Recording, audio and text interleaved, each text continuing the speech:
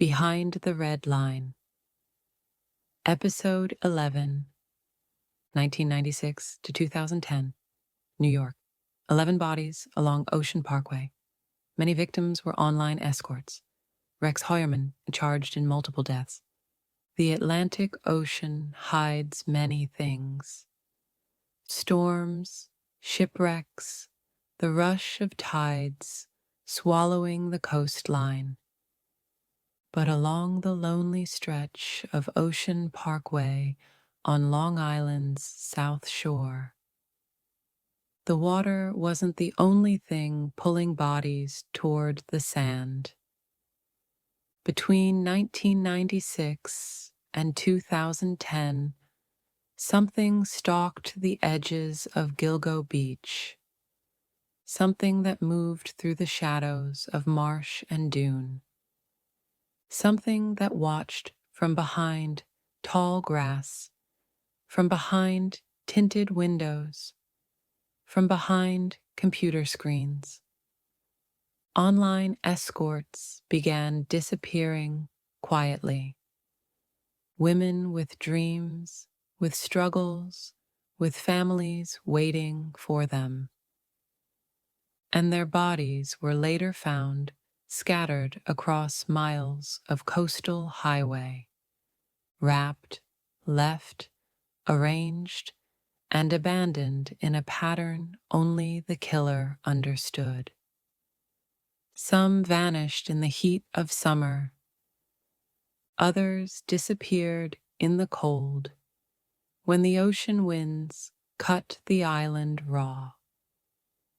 And for years, no one realized what they were looking at was a graveyard. A graveyard built deliberately, patiently, methodically. Tonight, we walk the dunes. We listen to the ocean. We follow the footprints the tide tried to erase. This is Behind the Red Line, Episode 11, The Gilgo Beach Murders. Before the investigation even had a name, before the media swarmed, before anyone linked the deaths, one woman ran for her life. Her name was Shannan Gilbert, a 24-year-old escort who worked through Craigslist. The night she vanished in 2010, she was in Oak Beach, a quiet, affluent coastal community near the marshes. Neighbors saw her running through the streets, terrified, banging on doors, begging someone to help her. She dialed 911. The call lasted 23 minutes. Her voice was shaking, pleading, "They're trying to kill me." But the call was chaotic. She was disoriented, panicked. No one arrived in time. Her disappearance sparked the search that led detectives to something far darker. Not one body, not two, but an entire burial ground hidden along Ocean Parkway. Shannan Gilbert didn't know it, but she ran straight into the heart of a serial killer's dumping ground. December 2010. A police officer with a K-9 unit searched the marshes for Shannan. The dog alerted. At first, officers expected to find Shannan's remains, but what they uncovered was someone else entirely. A woman, wrapped in burlap, left along the dunes. Then they found a second body, then a third, then a fourth, all near one another, all placed deliberately. That stretch of highway, silent, cold, isolated, had been hiding bodies for years. Detectives realized instantly they weren't searching for Shannan anymore. They were staring at the work of a serial killer, and the media would soon name him the Long Island Serial Killer, LISK, the Gilgo Beach Killer. They were known online as Craigslist escorts, a label too small for the lives they lived. But they were daughters, mothers, sisters, women who loved deeply, women who laughed loudly, women who deserved protection, not abandonment. Most booked clients online, most worked alone, most relied on quick, quiet arrangements to survive. Most disappeared suddenly, with phones going silent and families begging police to take them seriously. Some law enforcement dismissed the cases at first. Some families fought for years just to get attention. Some victims remained unidentified for decades. The killer didn't choose random women. He chose women he believed no one would look for quickly enough. He exploited the sex industry's digital shadows, where predators hide behind keyboards, fake names, temporary numbers. But these women had dreams, hope, love. They mattered, and they still matter.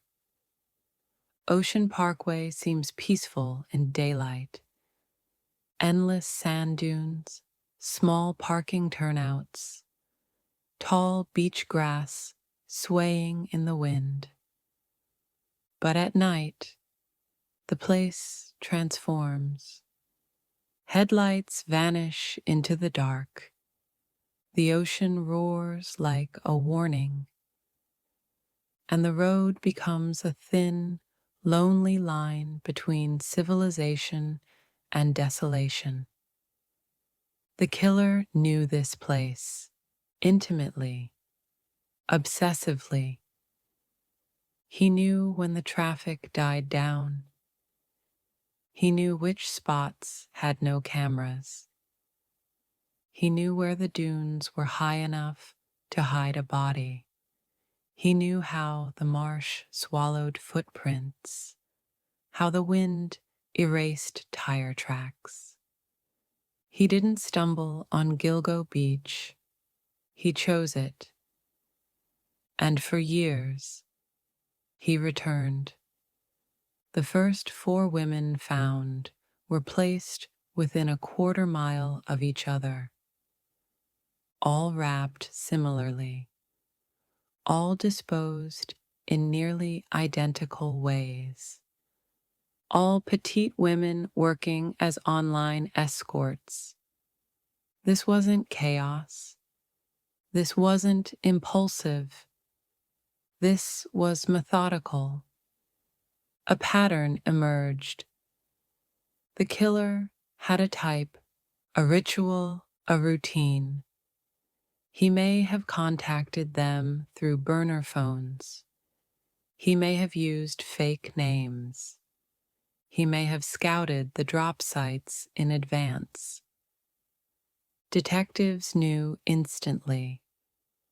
They were dealing with someone organized, someone intelligent, someone who studied forensic procedures, someone who lived a double life, the kind of man no one would ever suspect. As the search expanded, more remains were found. But these weren't all connected to the first 4. Some bodies were in different stages of decay. Some were dismembered. Some were scattered. Some belonged to victims who disappeared years earlier. Yet all were hidden along the same stretch of coastal highway. Was it one killer?